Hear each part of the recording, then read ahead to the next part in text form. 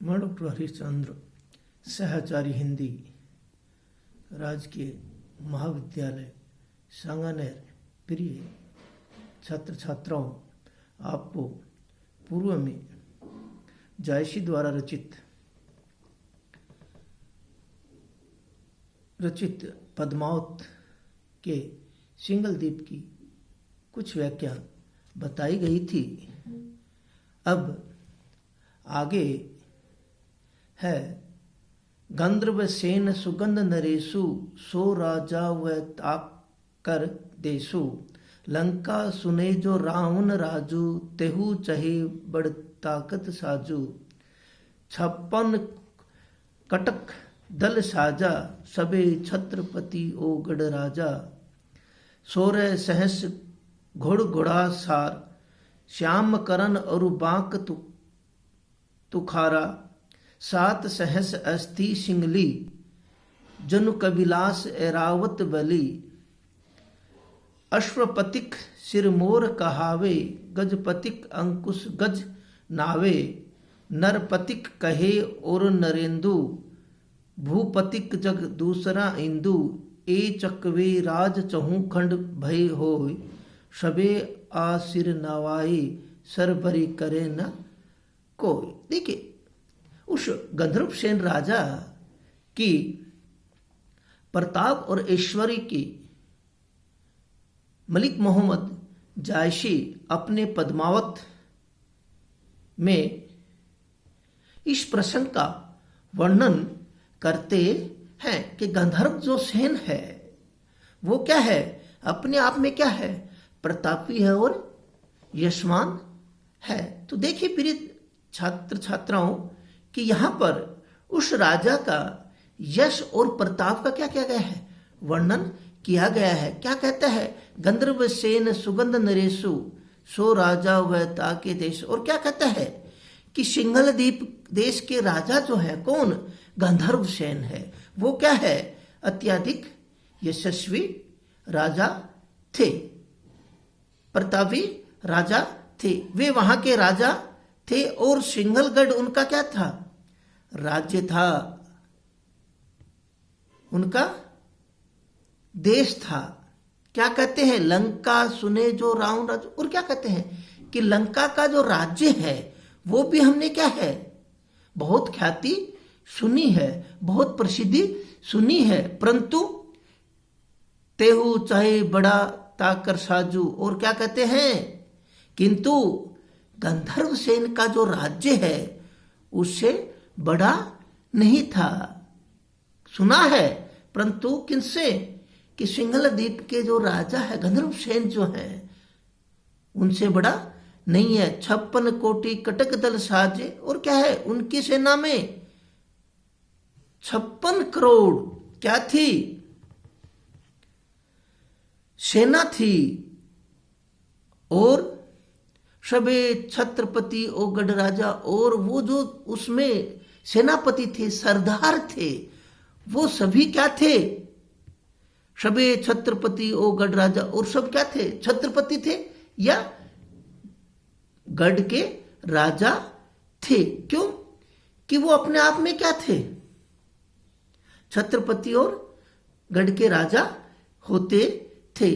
16 सहस घोड़े घुड़सार। और क्या कहते हैं, उनके पास, किनके पास, सिंघल द्वीप के जो राजा गंधर्व सेन जो हैं उनकी प्रताप और यश के बारे में बताते हैं। तो क्या कहते हैं कि 16 सहस घोड़ा घुड़सार और 16,000 उनके पास क्या थे, घोड़े और घुड़सवार थे। श्याम करण और बांका तुखारा। और क्या कहते हैं, उन घोड़ों की विशेषता वो अपने आप में अलग ही है। वो क्या कहते हैं कि श्याम करण, श्याम करण जाति के और तुषार देश के। बाकी जो थे वो कहाँ के थे, तुषार देश के थे। जो क्या होते हैं, घोड़ों की जो नस्ल है उसमें क्या है कि वहां के प्रसिद्ध होते हैं। तो वहां के, कहाँ के, गंधर्व सेन के जो राजा है, सिंघल देश का जो राजा गंधर्व सेन है, उनके घोड़ों की सब राजाओं से अलग विशेषता बताई जा रही है। और 7 सहस अस्ति सिंगली, और 7,000 क्या है उनके पास, क्या थे, हाथी थे। सिंगली हाथी थे। जनु कविलास एरावत वली, और वो वे हाथी इंद्र के जो एरावत हाथी है उसके समान क्या थे, बलशाली थे। अश्वपति सिर मोर कहावे, और क्या है, वे वह राजा क्या कहलाते हैं, अश्वपतियों के सिर मोर कहलाते हैं, सिर मोर माने जाते हैं। गजपति के अंकुश गजनावे, और उसकी अंकुश बड़े बड़े गजपति उनके सामने क्या है, झुक जाते थे। जिस प्रकार से क्या है, जो महावत जो होता है, हाथी को बस में करने वाला जो महावत होता है, उसको चलाने वाला जो व्यक्ति होता है, वो उसको क्या करता है, अपने अंकुश से बड़े बड़े जो बलशाली शक्तिशाली जो हाथी होते हैं उनको भी क्या कर देते हैं, अपने सामने झुका देते हैं, अपने अंकुश से उनको एक तरफ कर देते हैं, अपनी ओर कर लेते हैं। नरपति कहे और नरेंदु, भूपति जग दूसरा न इंदु। और क्या कहते हैं कि नरपतियों में वे नरेंद्र माने जाते हैं और भूपतियों में वो इंद्र के समान माने जाते हैं। किसके लिए कहा है, ये उस सिंघल द्वीप का जो राजा है, कौन, गंधर्व सेन है, उसके लिए कहते हैं कि नरपतियों में नरेंद्र और किसमें, भूपतियों में इंद्र कहा जाता है। ऐसे चकवे चकवे राजा चौखंड बहे होय। और क्या कहते हैं कि गंधर्व सेन राजा किसी भी क्रोध भरी क्या कर लेते, दृष्टि को डालते थे तो सभी क्या हो जाते थे, भयभीत हो जाते थे, डर जाते थे। और डरने के कारण क्या है कि अन्य देश के राजा,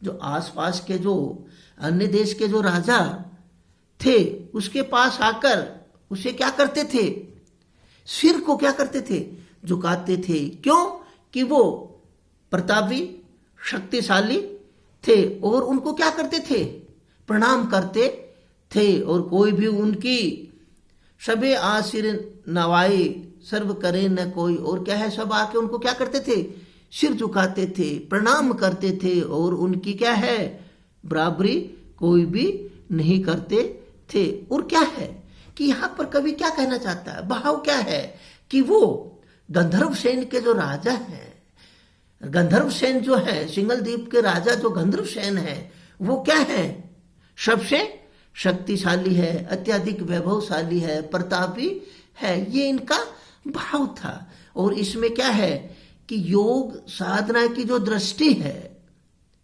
वो क्या है, ब्रह्मा जो है, अधिष्ठाता जो है, उसका गंधर्व सेन के रूप में क्या किया गया है, वर्णन किया गया है कि वही क्या था, श्रेष्ठता, वही क्या था, शक्तिशाली था।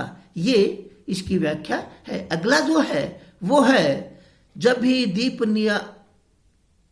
नीरावा जाए, जनु कविलास नियर भा आए, घन अमराय लाग चौपासा, उठा भूमि हुद लागे आकाशा, तरवर सबे मल्ल गिरी लाए, बहे जग छाय रेन होय आए, मल्ल समीर सुहावनी छाया, जेठ जाठ लागे तही माया, ओही छाए रेन कोई आवे, हरिहर सवे आकाश दिखावे, पथिक जो पहुँचे सही के धामू, दुख विसरे सुख होय विश्रामू, जही वे पाए छाए अनूपा, फिर नहीं आए सहे ये धूपा, अस अमराय संघन घन, बरनी न पारे अंत, फूले फरे छवे ऋतु, जानू सदा बसंत। और क्या कहते हैं कि उस देश में गंधर्व सेन का जो राज्य है, वहां पर क्या कहते हैं, फूले फरे छवे ऋतु, जाने सदा बसंत। और क्या है कि वो जो षट ऋतु है उसमें क्या कहता है कवि कि सदा ही क्या होता है, व्यक्ति को क्या आभास होता है कि यहाँ पर क्या आया हुआ है, बसंत आया हुआ है। तो यहाँ पर इस पद में महाकवि जायसी द्वारा जो रचित पद्मावत है उसका जो सिंगल द्वीप वर्णन जो है, खंड का जो वर्णन है, उसमें क्या है, सिंगल द्वीप का रहस्यात्मक जो वैभव है उसका वर्णन किया गया है। उसमें क्या है कि संपूर्ण प्रकृति को उसमें समाया गया है और साथ में क्या है बताया गया है कि ये जो राज्य है उसमें क्या है, जो छठ ऋतु है उसमें सदा ही किसके, बसंत की क्या होती है, बसंत क्या है, दिखाई देता है। ये इसमें क्या है कवि ने वर्णन किया है कि संपूर्ण जो चीजें हैं वो अपने आप में क्या है, अनोखी है। जय हिंद, जय भारत।